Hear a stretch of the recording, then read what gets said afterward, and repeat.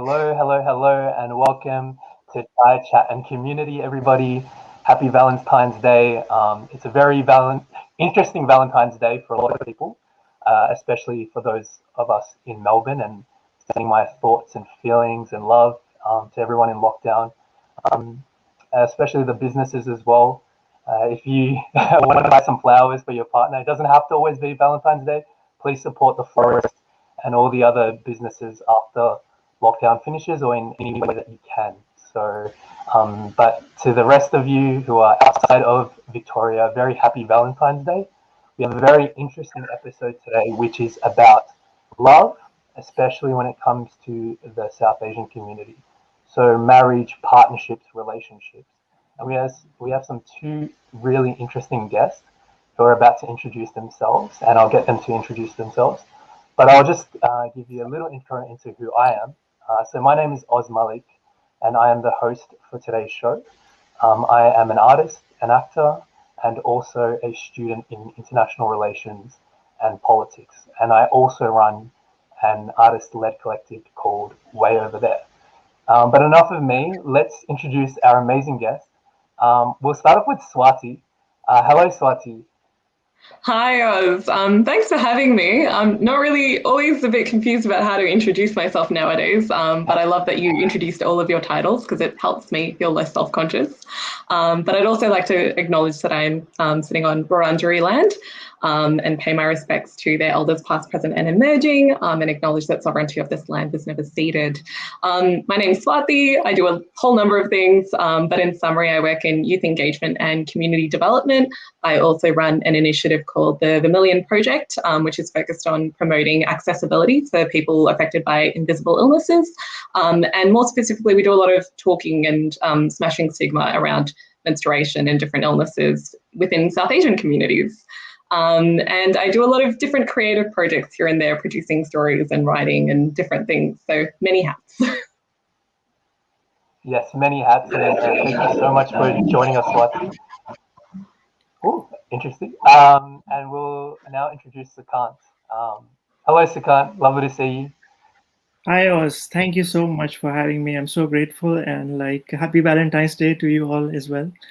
And yeah, I'm a long distance runner. I do 100-kilometer, 200-kilometer run, and a mental health advocate. So I have written these two books in lockdown in 2019, Limitless Humans, and this is my second book, which is Chasing Genius. So both are incredible true stories. I did a 100-kilometer run at the Great Ocean Road and 204-kilometer run in Western Australia. And I interviewed all the athletes who did this amazing run, and they were all raising issue of mental health in Australia and India and around the world. So that's what I do, and I'm studying as well at University of Melbourne. Yeah. Amazing, amazing. So just for everyone at home and watching and listening, today's episode will talk about relationships, love, different types of love, marriage, partnerships, and more importantly, is romanticism a myth? Is more of a traditional approach a better approach? So we're going to delve into all these topics, and we're going to specifically look at this through the lens of the South Asian community. So myself, I am of Pakistani heritage. Swati is of Indian heritage, and same with Sukant. And Sukant also has lived experience in India, so he can provide that context for us. Swati, I wanted to start with you. Tell us about the different types of love, I guess, that you've seen or experienced, and is there one that particularly stands out for you? Oh, big questions to start off with, but I think also wanted to acknowledge that it is a heavy time for everyone in Naarm in Melbourne to be thinking about this in our snap lockdown. So I think the first kind of love I really want to talk about is self-love. I think that's the constant battle, the ongoing journey that we're all having to deal with. And it's something that I think, especially within the South Asian community, is a concept that we're just starting to better understand, I think, how to love yourself and put yourself first, despite all of the responsibilities and the expectations that are placed on us. Because, of course, when we talk about those responsibilities and those expectations, they're placed on us by different members of society, but also within our own families, where we have those different relationships where we find different kinds of love. So there's the love with our parents, there's the love with our siblings. And I think that there is something to be said about the broader love that we feel as part of our identity and whatever community it is that we're part of. But the other kind of love that we're talking about, so the relationship kind of love, the love that you find, like what that great love is, it means it's really complicated because it means something different for everyone, right? And it looks different. So I'm Indian Tamil, and came from quite a conservative family, which is slowly changing. Now we're having different conversations about love, but was raised to believe that, that kind of love is very structured, and there's a way that, your relationship or whoever it is that you're married to, there's a way that becomes acceptable, which is the very traditional, do as you're told by your community, don't deviate, and fall into an arranged marriage kind of love. And of course, that applies to a lot of different cultures within South Asian communities. And it's been interesting to kind of look at that concept of love and self-love, and the love that we have for our families and parents and communities, and what to prioritize. Like, how do you pull that apart? How do you know that you're doing the right thing by yourself? And it's ongoing. Nobody has all of the answers. And I think for me personally, I've been really lucky to develop that because I've been able to have more open conversations with my parents and my family about this. And I think one of the biggest takeaways I have is that you kind of have to get into this self-love mood of being a little bit selfish and not caring what other people think, which is a huge thing to get, a huge stage to get to. But I think we need to put in a bit of work for ourselves to get there and find the love in all of those different relationships and realize that the love that you have for yourself is one of the most important things. Totally agree. Sukant, when it comes to the different types of self-love that you've experienced, a lot of impact would happen to you by, I guess, going out and becoming an author and putting out your experiences.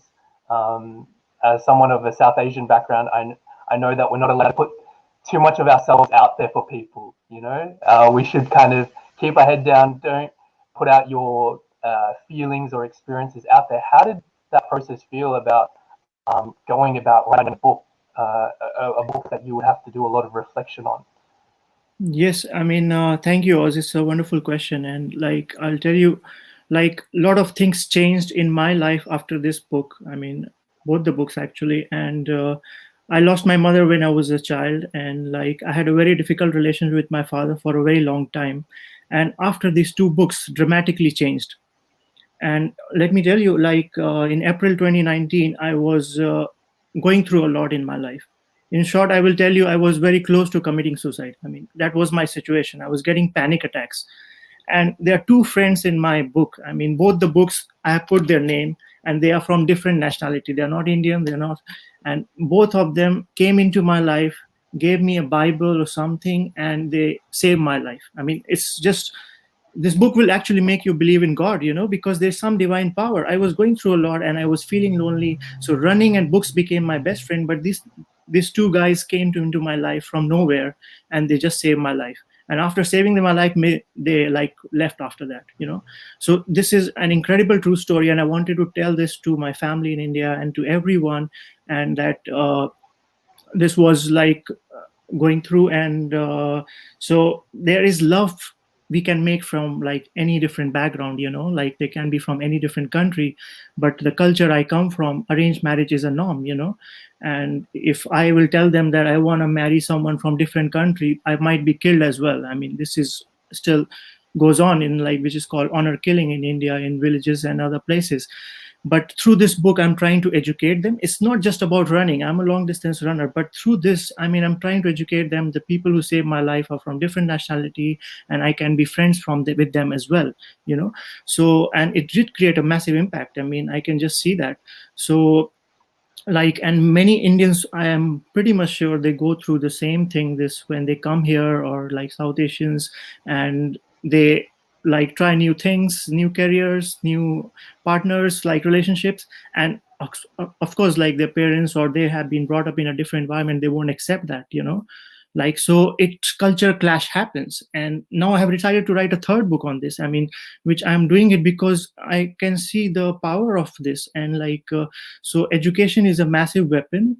And I think education is right kind of education can make a difference, and like, so that's what I'm trying to do. I mean, yes. And so when it comes to arranged marriage, you said,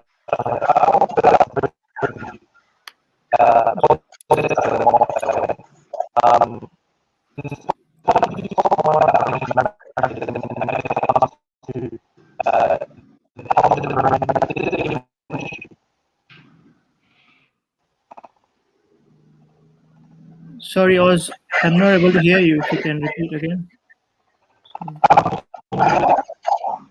No, I think there's a bit of an echo, Oz. But in the meantime, I think I might add, I'm really glad that you brought up the topic of like the difficulty and the complexity around arranged marriage, and the fact that there's a lot of different consequences that people have to deal with if they, like you said, Sukant, like if they deviate from the norm. And there's a lot to be learned from people who have had those experiences and who have gone through those different things. For example, like for my sisters and for other people in Pakistan and Pakistani communities who might be going through similar things, I've learned a lot from listening to different advocates and people online. I especially learned a lot from hearing from Mariam Mohammed, who is quite an outspoken activist for women's equality, and to shed light on the experiences of women from Pakistani communities who have struggled with marriages and domestic violence. And the struggles of really putting yourself first as a woman from a South Asian community where traditionally you are expected to comply, to not complain, and to not follow your own path. So I think it's really interesting that you talk about the importance of mental health and mental illness in your life and the different ways that came in for you. And for me to then sort of connect it with the different experiences that I've heard of. Not even if I'm having a great experience or, I'm in a very privileged position to talk openly about these things with my family and kind of shift different expectations. There are other people like our sisters in other countries and brothers, of course, who don't have that luxury. And there are a lot of different consequences to deviating from those societal norms. But I don't know, I'm kind of interested to hear a little bit more about what you said around those, like, your fear of what might happen if you don't have an arranged marriage, for example, or where that is in your life.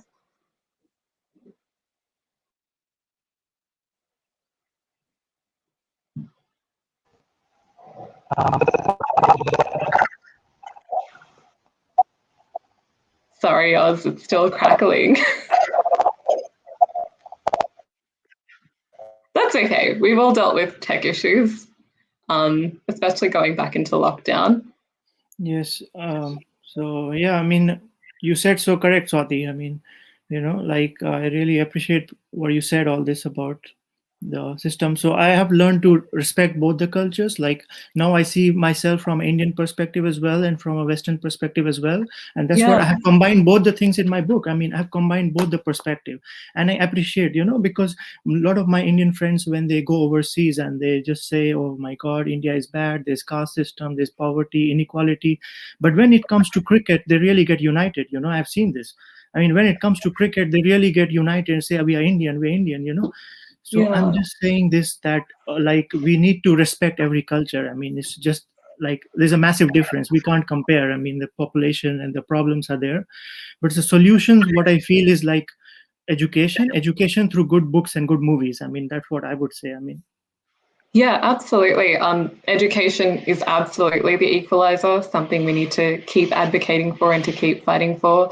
And like you said, I think it's interesting that you kind of touched on this, the need for us to still be able to respect what's going on in other cultures and not just make assumptions, like, because like we talk about arranged marriages and again, but of course we need to say that there is a difference between forced marriage and arranged marriage. Like, just because someone is talking about having an arranged marriage, it doesn't necessarily, and I know plenty of people here who have had arranged marriages and they're very happy.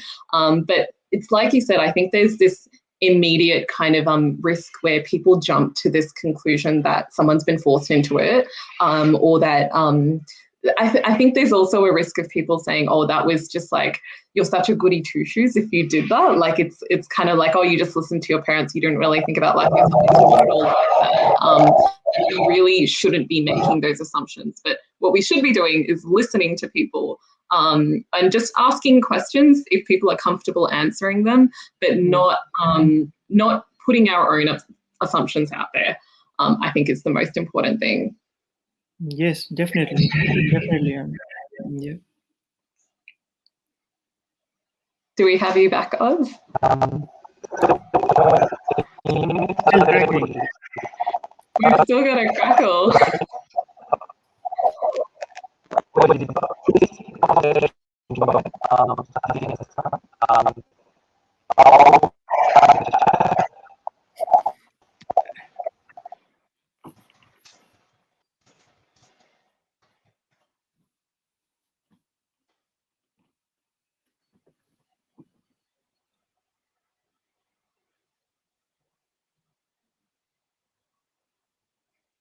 It's okay. We've all dealt with these things before.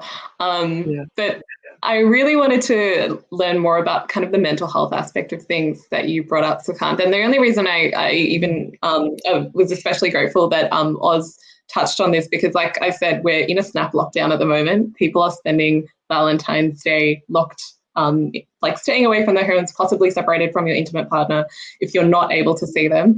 And I wanted to touch on basically touch on the lighter side of things, which is from a youth perspective. There's kind of this risk, especially within the broader South Asian community, of like not being able to talk about those different love experiences that you might have growing up. So if you are someone who navigated a dating experience, or, you know, you're in this stage of life where you want to be able to try different things and date different people, and COVID's of course throwing that into such a weird space where we can't actually go out and meet people. But I'm really keen to hear your thoughts on like navigating the difficulties around like wanting to find your own love and make that decision for yourself, but still doing that within the confines of your community, I suppose, and how that's been really difficult. Because I know for me, it's an ongoing conversation with my parents where they are at a stage in their life where they've said, you know, maybe you can find someone, but also here are some options for you, like go and meet this person and go and meet that person. And that's been my experience so far. And it's been interesting to talk to my friends and take them on that journey with me about like these different prospects that people are putting in front of me, and me having to talk to these different men. And it's the conversations that come up and the questions they ask are just very interesting. Like I've had different so-called alliances ask me things like, how much do you weigh? Do you like to cook? What are your plans for the next 5 years? Do you want to stay at home for like this number of years? Will you move countries for me? Like all of these different expectations, and knowing what you can say yes and no to is such a difficult thing when I think as a young person in this community, maybe you haven't had the option to try those different relationships, to see what it's like to be with someone else and make compromises. And it's really hard because I don't think anyone really teaches you those things. And like, it's not like you can just go ask your parents like, hey, how did you deal with this in your relationship? Like it's interesting. Hi everyone, I'm Saleha. I'm jumping because Oz is facing technical issues. So until he re-logs in, I will be chatting with Swati and Sukant. So Swati, that's really interesting. I've been nodding my head in the background, listening to both of you talk. So are you facing these issues with young people? Is this what is happening? People asking you to make adjustments and move countries and how much you weigh? Really? Yeah, it's interesting, don't you think? Like, and these are questions that I've had from like prospects. So people who've said, oh, hey, you know, like family friends who've been like, hey, can you talk to this person? I think they'd be great for you, for example. And one of them, actually, the first question that he asked me was, if you don't mind, how much do you weigh? Oh my God. I cannot even. And it was very strange because in this, as part of these processes, it's normal to exchange pictures beforehand as well. So I knew that they had seen a picture of me, and I was very confused. I was like, do they think I'm lying about like what I look like or something? And so I asked, and he said, no, it's just that you look very thin for how tall you are, and I'm worried about your health. And so I pressed him on why he pointedly asked that question first, and then eventually said, no, my mother saw your picture and suggested that, I should say you should gain some weight because, women know these issues quite well. And, that raises a red flag because you're kind of like, okay, this person obviously listens to their mother, which is great. But I think another issue that we should probably touch on is the fact that, the family standards in South Asian communities and the mother-in-law and the in-laws issues that come up for a lot of people once they get married, which are like the different expectations and different relationships you have to navigate there.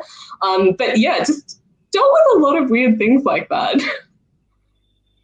I'm going to read out some questions before asking you some more. I'm just going to read out some comments that are coming through. I'm sure you can see this. Thank you, Shakti. Thank you. Iftikhar, hello. Hello, Darshan. Unfortunately, Oz is having technical issues.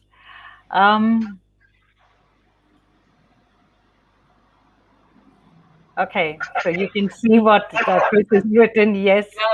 Discussing those questions are like opening Pandora's box. Yes. Absolutely agree. Like it says a lot about a person who, one, is willing to ask that question with no shame at all, think they're justified in asking it, and then you realize that no, it's their mother telling them to ask this question.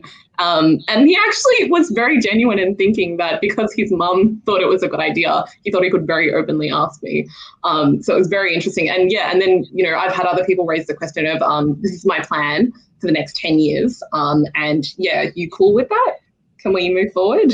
And it's kind of like, okay, I don't get a say in this. Like, there's no, do we get to know each other? Do you even know who I am as a person? It doesn't matter for some people. And it's you're right. It's very interesting with the, you don't really expect that from young people. You expect that maybe from the older generation, but I found that to be true and not true in different circumstances where some elders have been very welcoming to have more open conversations. And some younger people are still a little bit stuck in some different ways. This is what Noreen says. Oh, Noreen. Yeah. We all know about that. That's my pet hate, that matchmaking series. Yeah. Swati, here's a question for you. Often been asked about past relationships by a prospective alliance. Yes, this is an interesting one. I don't know unless that's going to follow on to more of a question, Saleha, or is that the question? That's a question. Do you reckon this question matters? Oh, yes and no. I've been asked this question before as well. And I would just say that it depends on what's important to you. So I think I've addressed this in a number of ways, and I've talked to a lot of friends about this when I've been asked this question, like, what do I say? Because I think the number one concern is a bit of a trust issue. Like, if I tell this person, what will they think of me? Like, will they think poorly of me if I tell them a past history that I've had? And will they use that to judge me? Will society judge me because of this? And I think that it's fine if you're not comfortable to frame that in whatever way you want to. If you want to be really open and honest about it, that's fine. But personally, this is just my opinion, I don't think it matters because it only depends on what kind of a person you are now and what you're going to bring to a relationship going forward.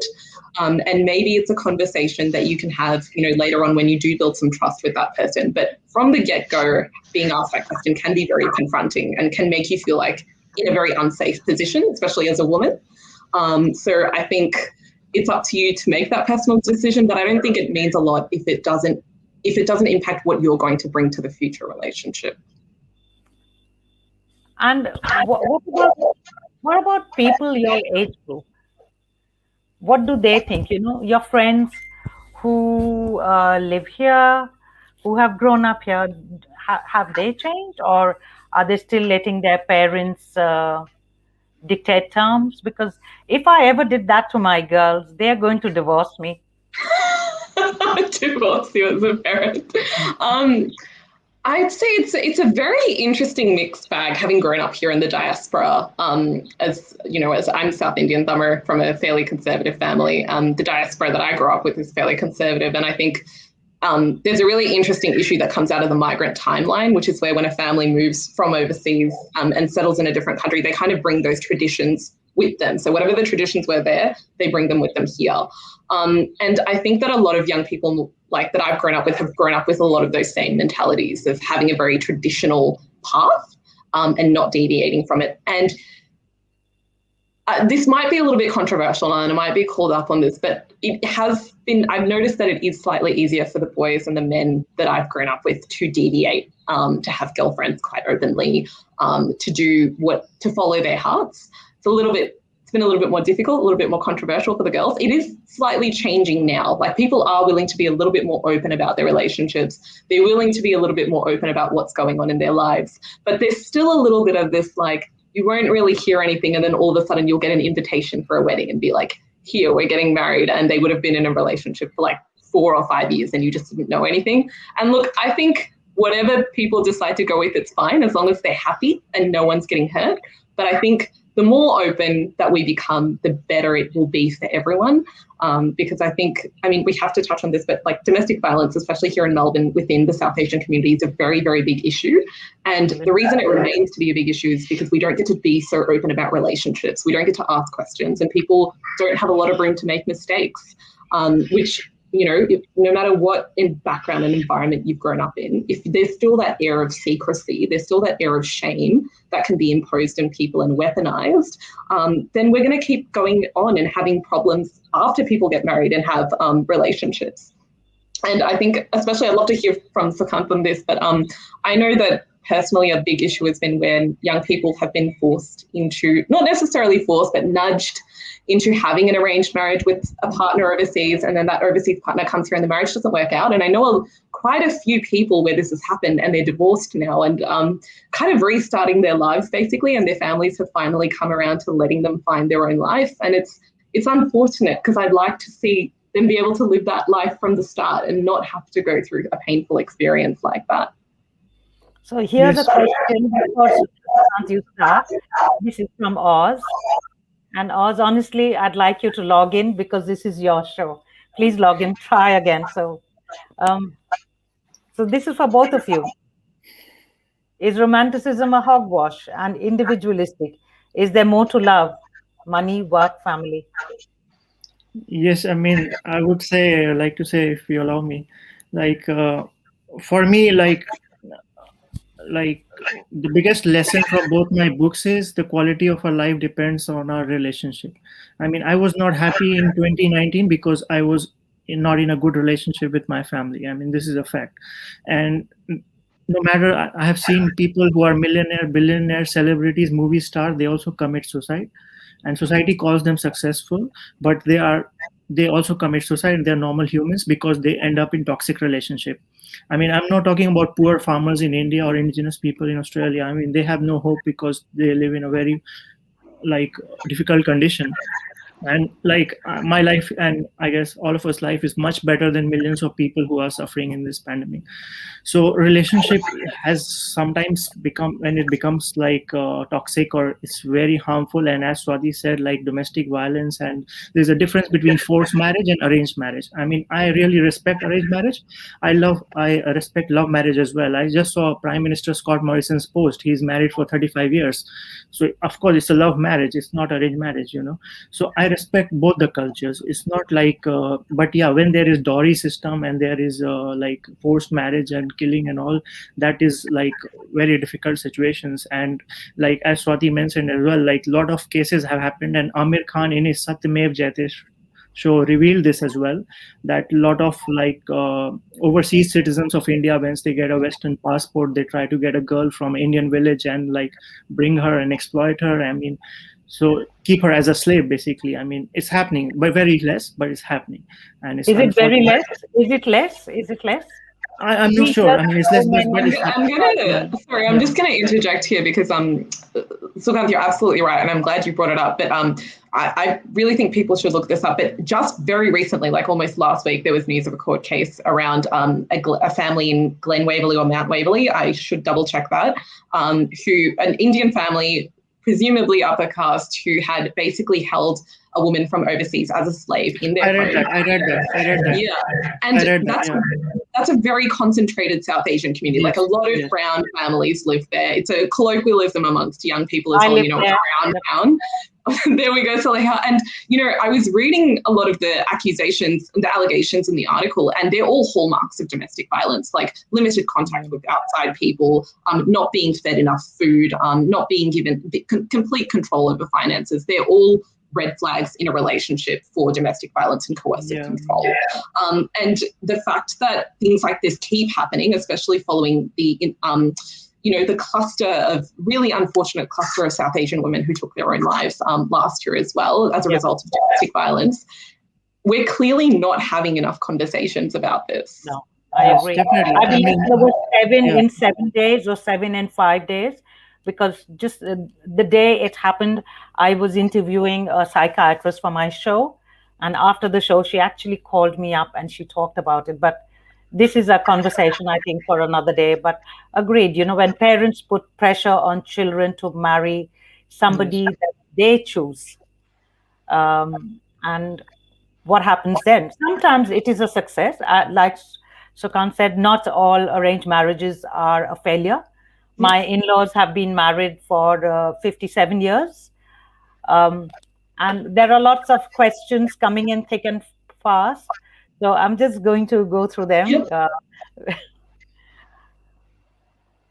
Okay. How important is it to discuss finances before you enter into a relationship? Yeah, good one. Happy for you to take this first, Sukant. Yeah, I mean, I don't know. In arranged marriage system, I would guess like this is the first question I would say. I mean, like, what is the job status? What is money? How much money? House, car? I mean, in arranged marriage, I have seen this. I mean, it's happening a lot. But as far as love marriage is concerned, I think when it's a true love, this becomes secondary. You know, I mean, of course, it's important. Money is important, but I got love and trust is more important. You know, for example, in this pandemic, I mean, if I have someone I really trust and love, I mean, I will just like hope that tomorrow will be a better day, you know, I will get through this together. But like when you are already, there is a pandemic, and when you are like just using each other for money, I mean, it won't work. I mean, like, so like it's Swati, your take on this? Yeah, look, it's so important, and I think it is very individual though. So like, don't worry about what other people tell you is what I would say. But be having a really strong understanding of expectations around finances and what you want as an individual for your own personal growth is so important. So what I think is, don't worry about what other people think and what other people are going to think of you. If your finances, your financial outlook, and whatever your financial goals are really, really important to you, then you talk about them whenever you think it is the important stage. And if the person that you're talking to about it gets very sensitive or thinks it's not the right time or doesn't want to respect your wishes to actually talk about whatever their plans are, then I think that's a red flag right there, you know. And having talked about domestic violence, like, it's so important to have that outlook, that understanding, and that independence. And especially for young women in South Asian communities, like, we traditionally weren't raised to take care of ourselves or to have that understanding that, you know, you're going to be the sole person to take control of your finances and your family. You're raised to believe you're a burden. You know, I would go to weddings and hear people say things like, you know, make sure she gets married before her head gets too big. And recently I've heard, you know, I initially had to fight with my parents to get my first job and remember how powerful it was to get my first paycheck. And of course, our relationships evolved over the time, and I'm very lucky that it has evolved to a place where they're like, you know, you do whatever you think is right. But yeah, it's such an important thing to talk about. And I think it's one of those things where you have to go, I don't care what anybody else thinks. This is about my future. Yes. Thank you. Wow. I think I'm going to, Oz had all these questions for you guys, so I'm just going to rattle them off. Yeah. When it comes to choosing a partner, expectations and pressure for class, race, sect, religion, what do you think?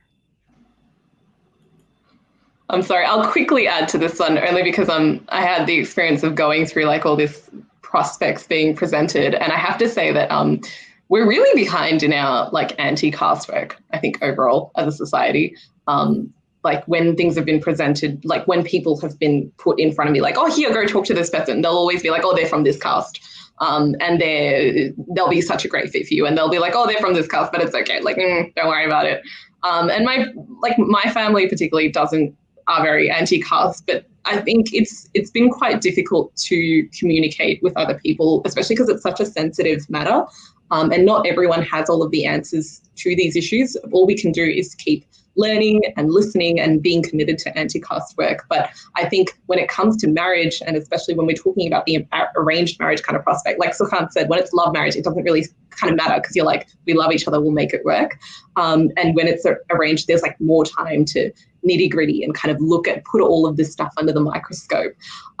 So I think what we need to be doing is we just need to be challenging ourselves more and more, be okay with getting uncomfortable, and being so extremely committed to not perpetuating a lot of these outdated and just inappropriate social constructs. So, and it's been a little bit uncomfortable for me as well to have those conversations with people who are like, oh, you're this caste, but it's okay. Like, I don't mind. It's like, okay, bye. I don't want to see you again. Yeah, we're going to talk about. Yes, sorry, you were saying. Like we saw in the cricket in Sydney cricket ground, like Indian guy proposing a Aussie girl. I mean, that video and that news became viral in India. I mean, it was such a big topic of discussion.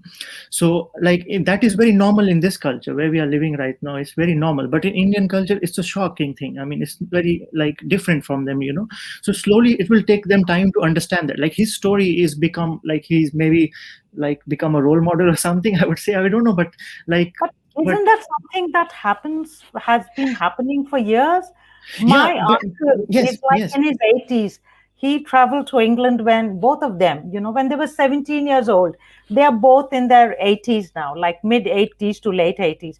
They've married German and British people, and they are Hindu Brahmins, and that was not a problem. Why is it still an issue after 60, 70 years? Why is it this an issue? Yeah, because this lack of education. I mean, we have to like educate them, like that's what I feel. And we need really good books and good movies, powerful books which send great messages. I'm a big fan of Amir Khan, the kind of movies he makes. And like, I knew that I have to write such a book. And trust me, I'm writing a third one because I knew I changed my family, I mean, with this book. And so I have to educate them that it's okay to love someone without caring about caste, religion, anything, And the people who saved my life, I'm telling you, there is a girl and a guy in both the books. The guy is Chinese and the girl is French Cambodian. And both came into my life to save my life. I mean, I have to tell this story. How can I not sell them? They were not Indians. They were from different background, and they became my best friends. I mean, so like I had to tell this to my family, because for them it will be shock if I tell them I'm a friend with a Chinese guy. Oh my God, like, or I'm a friend with a French Cambodian girl, they will get a shock.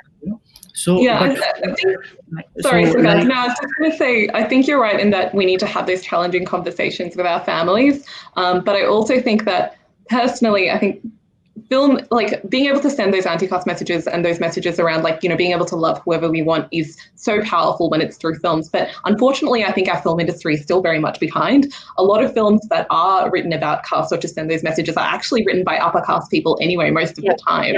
And we actually need to be, like, as consumers, act like voting with our money, with our eyes, with our views, with our feet, and saying, no, it's not proper inclusion until those marginalized and oppressed voices are actually in the room and they're making the decisions.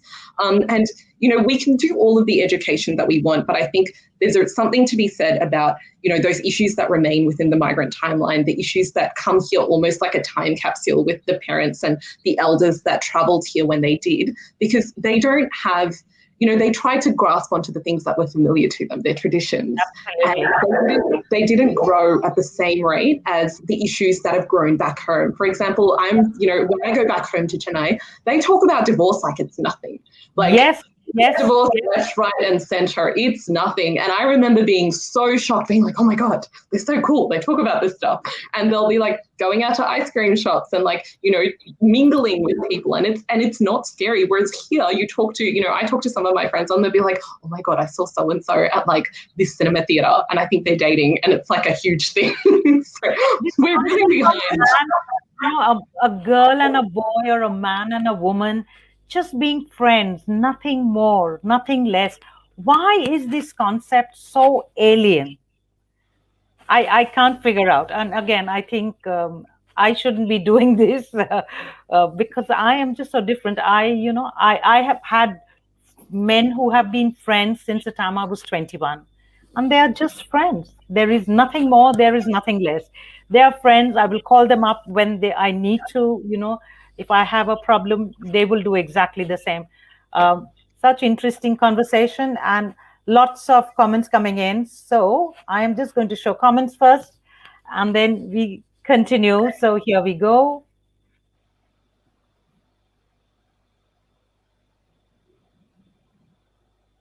Sukant, that's for you. Mm-hmm. Okay, Yes, definitely. It's a beautiful question, and I would love to answer this. Dowry is such a disease, I would say. It has to be eradicated. It's just like a very bad disease in our society if it's happening. It's not legal, but it's happening a lot. I'm still aware. Very much happens. In fact, there are some states I won't want to name the state, but there are a fixed rate for dowry for doctors, engineers, and civil servants. There's a fixed rate. Here too. So there are like fixed rate for dowry in India, and like it really matters. Parents love boasting about their son, that my son is this, that is an IT professional in America. He earns $100,000 or this, and will give a very good life to your daughter. This all things happens there, and this is what I'm trying to educate them. That see, men and women are not still equal in Indian society, unfortunately. I would say, like in our West here, I see women are like much above men. I would say, so we need to educate them, and dowry has no place in that society. It's very unfortunate which happens, and we have to change the mindset, and it won't happen so easily. It won't happen in 1 year or 2 years. It will take a very long time to educate that generation, like who were born in 1950s and 60s, that men and women. And like the very first line I will read from my book. I will tell you, like the very first line from my book: I was born in Varanasi. For my mom, thank you for raising me and teaching me some basic life skills like helping others, cooking, and to respect women and honor the value of hard work. Like, my mom taught me to respect women. As a man, I would never care about dowry or like color of skin or anything, like before marrying a woman. But that society education needs to be done, to respect women and to treat women with respect. And my second book, I'll tell you, when I ran this 350-kilometer, 50% were women, Aussie women mostly, some women. So this book is an inspiration for every Indian woman, that these women running 350-kilometer, oh my God. Sometimes parents will also get a shock. They were challenging me, they were saying me, I have a mental health issue, why I'm running 350-kilometer. But I'm saying this, I saw this women, they were running, so I cannot run.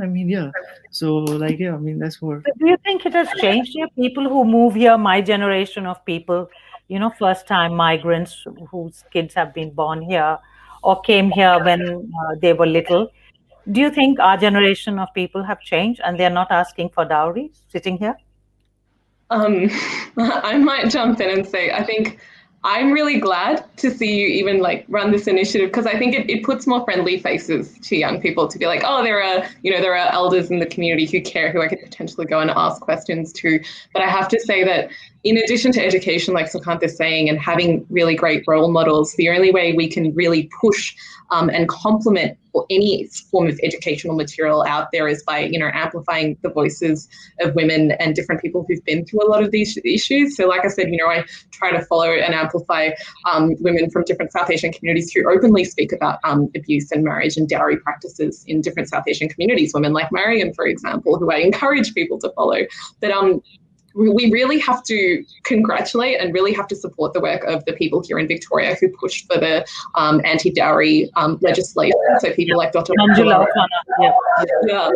Because I remember following the news coverage when that conversation started happening, because there were a lot of elders in this community who actually said, dowry is not a problem here. We have other more important issues to deal with. That's a problem in India. I don't know why they're pushing anti-dowry legislation here in Australia. And it was so disappointing to see elders who are meant to represent us and, South Asian communities say things like that. When there are women actively working to say that we need to put a name to this and decriminalize it, we need to actively be anti-dowry. And like you said, Saleha, there are so many subtle forms that dowry has evolved into. It's moved from just being, you need to give me this many acres of land or I won't marry your daughter, into like, when you move here, we'll buy you a car, you can live with us, we'll set up your home and we'll buy all of the furniture that you need for it, we'll make a connection for your job. There are so many different forms that this now comes in. And so we absolutely needed to have that form of legislation. And the fact that it was, led by elder women in our communities, such an inspiration. But we need to have more elders actually actively coming out and questioning these things. Thank you. I'm going to quickly run through some comments. Wow. Yes, Noreen, hi. Yes, not all arranged marriages are failure, just like all love marriages are not a success. That's right. We all know that. Here's one from Oz.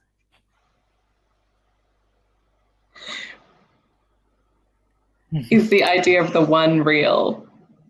Okay. Sukant, did you want to take this? Meeting soulmate is a very difficult, I think, job. Is there a word called soulmate?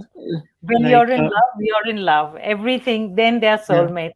Yeah, because people change, people change, Alea. People change in this world, people change, and sometimes you have to convince that you have to stick to this person. Because there will be fights and there will be normal problems in every relationship. No relationship is perfect, but we have to stick to something, it's not like a monkey jumping from one tree to another. That is so I would say if I love and relationship is really important for me. It's not a joke, for sure. Yeah. Here's something from, hello, Fatima.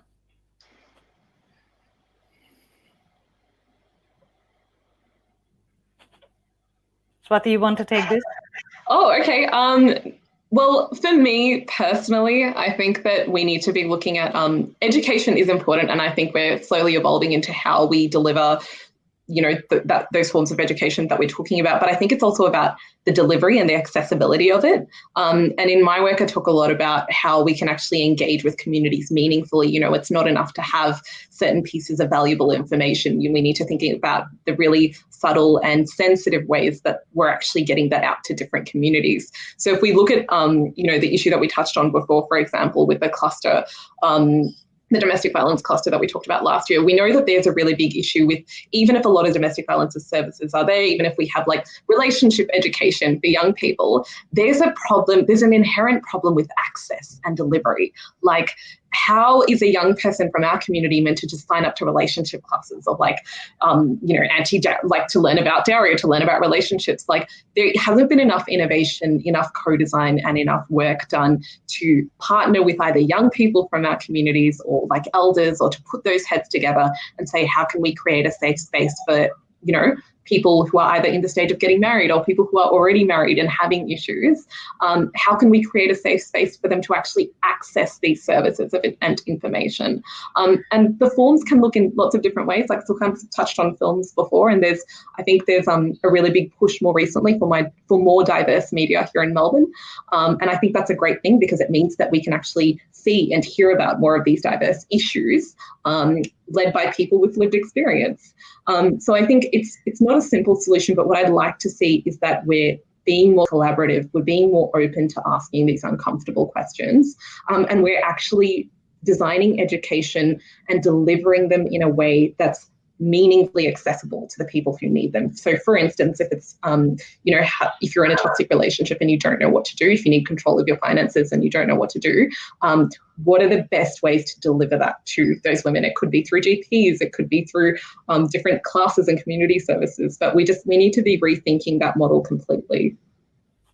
Thanks, Swati. Lots of questions. I can continue with it. But before I go to questions, I don't know how you guys are for time. We are already 50 minutes up. Wow. We said we'd finish it off within half an hour, 45 minutes. So, today is Valentine's Day. And for me, it's never about love is all encompassing. It's not just, a man-woman love. It can be sibling love. It can be parent love.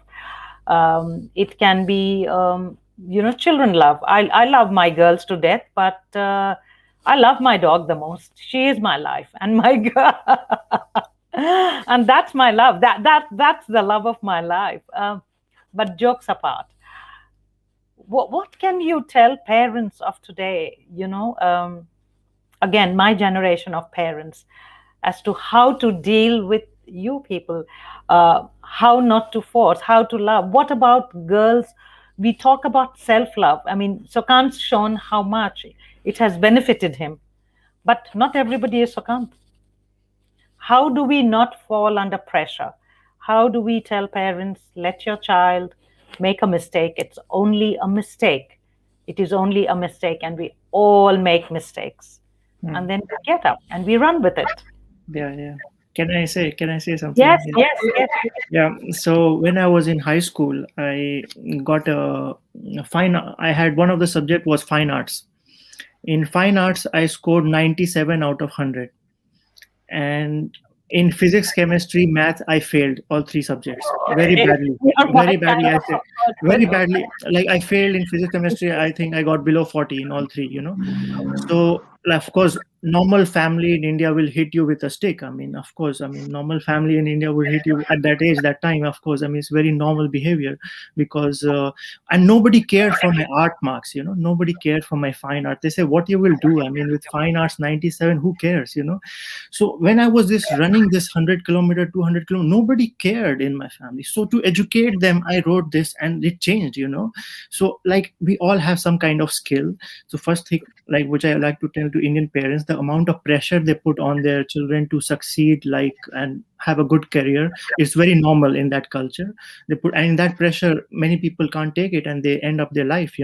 That's why people go to IIT and IIM, and they can't cope up the pressure. Yes. And same thing happens with overseas students here, like the amount of pressure they are in, because some takes education loan and come here, and some so expectations are very high, but they don't know the struggle here, what is going on. So through this book, I am trying to educate. I have taught them everything, what every kind of job I did in this country, and I've written it. I've worked at the ABC as well, and I've worked in the in the restaurant or anywhere as well. So every kind of job I have done, and I've written in this book, so they know the struggle now. Because I spoke to them, and they were going through the same. And the second thing comes to the marriage, of course, which is first is career, and then the pressure is on marriage. And if you are a woman, of course, the pressure is more. And so same, the culture clash happens. So I would say to the parents, and I want really to send them a message that do not put so much pressure. Some people can't take it, and a lot of suicides happening, and it's every 1 hour a student commits suicide in India, if you know this. And Wow. Every 40 seconds someone in this world commits suicide.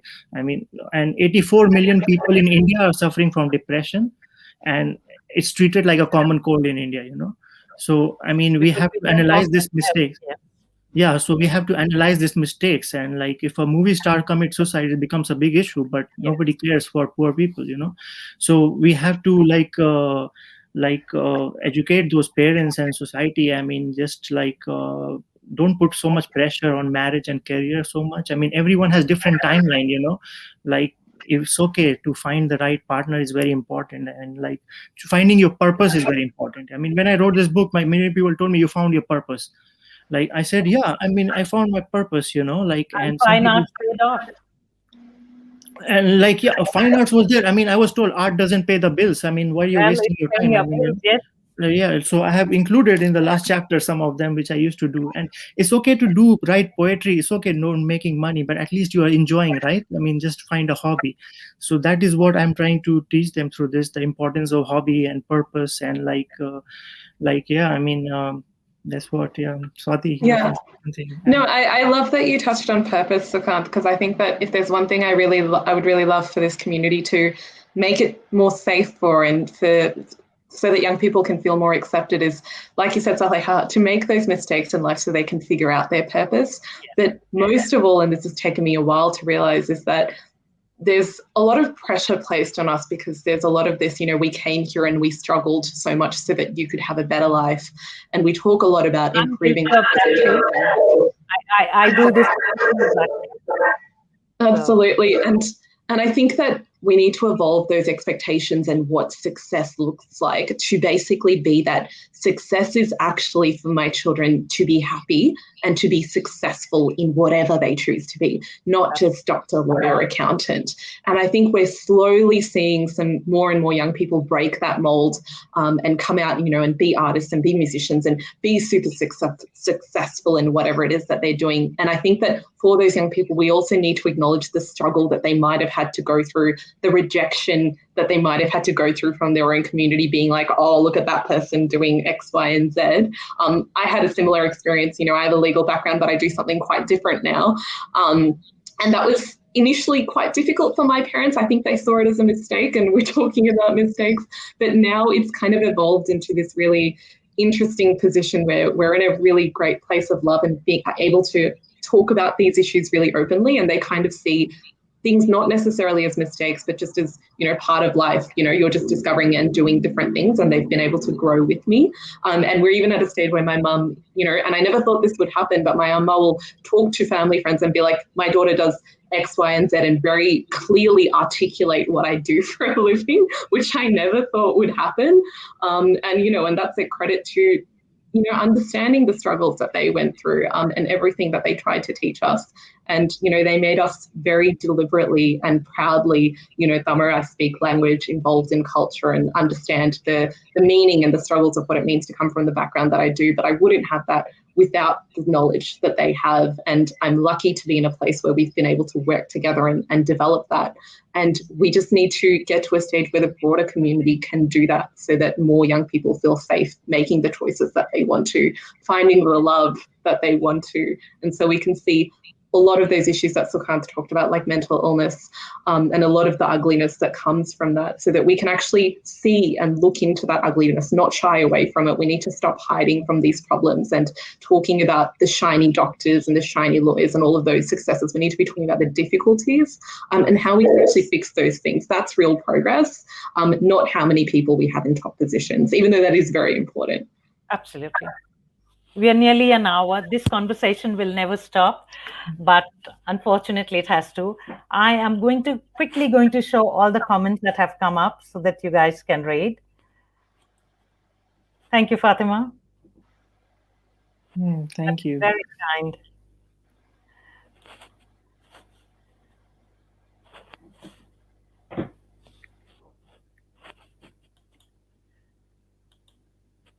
Hello, Oz. I cannot believe when we checked our laptops and everything last week, everything was fine. Sukant was having a problem, and today Oz is. This is supposed to be his show. We've talked about this. Swati, maybe you can reply to this later.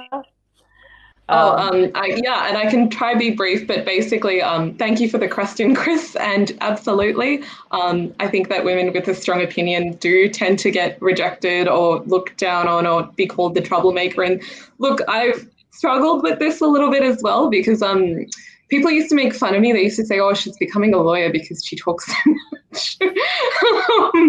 And it was a weird dynamic to navigate. And now my parents are kind of in this place where they're really proud of it. And they're like, yeah, she's a troublemaker. We've just got to deal with it. Be a troublemaker. Don't worry about being rejected. If you're worried about being identified as that opinionated person, we need loud, opinionated women. So just don't, I think it's one of those things that you just don't have to care about. Like, don't care what other people say about you, because at the end of the day, 10 years down the track, you're probably going to be the one in power, making big decisions, making change. And those are the people that, I want to see in the future. So don't worry about it. And I have to say, all of the girls that I grew up with who were called strong, opinionated, bossy are the ones like doing really crazy, amazing things right now. So I would say, don't worry about it. So more power to you. Sukant, this is for you, quick one, and then we say goodbye because you guys can reply later on this page.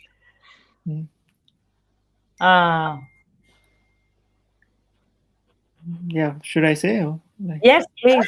Yeah. Like, of course, interfaith marriage is not allowed in Indian culture. I mean, normal Indian culture. I mean, it's will be a very big issue. I mean, yes. So it will take a very long time to like solve this issue, isn't it? Isn't that what it's all about? Sorry. But yes, I said it's an issue if you make it into an issue. Yes, I mean, yes, it will take a long time to get through this. Yeah. If at all. Yes. Yes, exactly. Yeah, I mean, so like I will not go against the parents, and like sometimes you have to understand their system, where they come from, and like you can't change them. I mean, when the British was ruling India, I mean, they knew that caste system is so deeply rooted in the system, and like which cannot be eradicated in one day. So I mean, yeah, it's unfortunate, but it will take a long time. I mean, yeah, I think to just leave that on a bit of a hopeful message, though, I must say that, especially to a lot of young women who might be in those circumstances, and young men who might be, in a relationship with someone they think that they're not meant to be with, there are circumstances where it's okay to part ways. And there are lots of online spaces where they're just full of women and young men talking about the fear of being disowned and rejected by their communities because they're in intercaste or interfaith or, different relationships with someone from another race, for example. And I think, there comes a time where you have to make a choice for yourself. And this is where there's conversations around financial independence, self-love, and respect for yourself come in. And we need to be supporting young people who are just trying to do what, just trying to follow their heart and do the right thing by themselves. So it's going to take a long time, like Sukant said, but we need to be making more of a very active effort to be supporting that change and pushing it forward. Thank you, guys. This conversation is going to be, we do it again. Yeah, definitely. Time, and we continue, and we'll have you both, and this time with Oz. Hopefully his internet will not be playing up. Thank you so much for joining. Thank you, Sarah. Thank you, Sarah. Thank you, Swati. Thank you. Thank you. Good night, everyone. Thank you, Take Swati. care. Thank you. Stay safe.